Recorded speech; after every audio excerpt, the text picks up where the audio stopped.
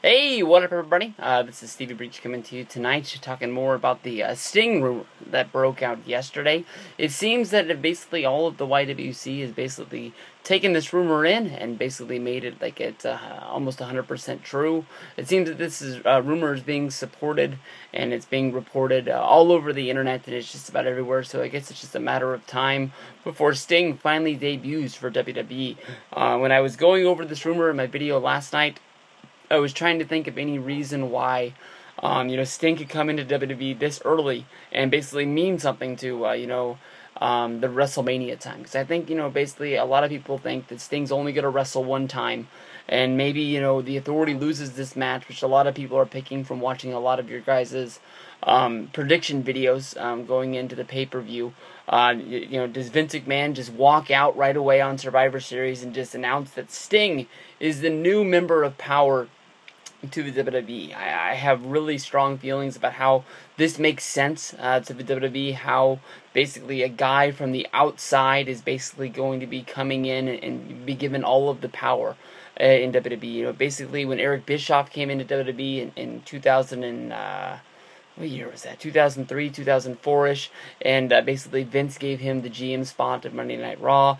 Basically, it was Vince giving him the job because he ran his own company. Sting has been a wrestler his whole career. He's been a GM of TNA, I guess you can say, watching over that, and that never really went that well. He started painting his face red and getting all fired up and adding himself to matches, but basically it was all chaos that was going on over there. This is the guy that's never wrestled for WWE before. Why would Vince give this guy all of the power in the world? Basically, is it just any way they can find a way to use this guy on the show? And then basically once he gets on there, Triple H starts second-guessing all of his choices. Maybe Triple H gets involved in all of his choices and all the matches that are going down. How is Sting going to handle Brock Lesnar as being the main guy out there? And then basically it's Sting versus Triple H at WrestleMania for all the marbles on the line for the Authority to retake over the WWE again, sort of fitting into the storyline of basically Triple H is going to fight this match going up against the Vince McMahon handpicked opponent that we thought it was going to be Stone Cold versus Triple H last year, maybe The Rock versus Triple H as another match that was going down. But I don't know how this fits in. I don't know how this makes sense. A lot of people's dream match is Sting versus The Undertaker, and I don't really think of a lot of people making references on why Sting would come in now and how that's going to fit into him at WrestleMania wrestling The Undertaker. Is it the point of because Undertaker lost his streak last year at WrestleMania 30 to Brock Lesnar and he doesn't have his streak anymore, that people are just thinking that Undertaker more than likely is not going to be part of WrestleMania this year, that he's rode it off into the pasture and he's not coming back? So we need to find Sting a match with the guys that are out there. I've heard Sting versus Bray Wyatt, Sting versus Triple H. That's basically all of the Sting matches that I've heard that they could possibly go down and that could possibly happen. You use the sort of the dark side of Sting going up against Bray Wyatt, and you can play up a whole bunch of trying to make Bray Wyatt turn into this sort of spooky guy where he's able to disappear and reappear using the hologram or turning out the lights, however you want to think it goes down.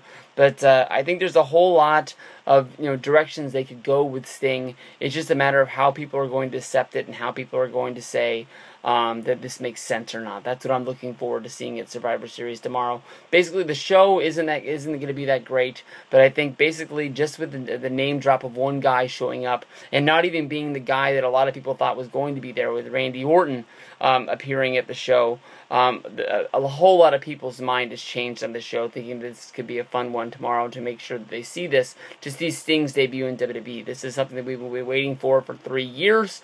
You can even say we've been waiting for it a year, but I mean, WrestleMania is 28. The rumors were out there, and the rumors were strong. Sting was coming in to fight The Undertaker at WrestleMania, and it was going to be a once-in-a-lifetime using the home of the Georgia Dome, the home of Atlanta, the home of WCW, versus the WWE star, The Undertaker, the guy that we've been reading these dream matches about in magazines since basically 1990, 1991, when these two guys were riding strong, or as soon as Sting started stepping into the 1996, the black and white crow gimmick Basically, that's when people started pairing these guys up, trying to see, who would win a match if they ever got down to it.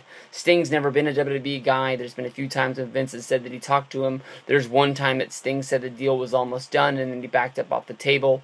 I think that was him talking about WrestleMania 28, and he went back to TNA. But we'll have to see what goes down. A lot of people thinking Sting might be the WrestleMania 31 Hall of Famer that main events the show. But we're going to have to see. There's a long time between now and then. It's a weird time to bring somebody in who's a legend for their first time appearance on the show is at Survivor Series. So what do you guys think? As you can see, I'm scratching my head a little bit, but I'm ready for anything that's going to spice up wrestling.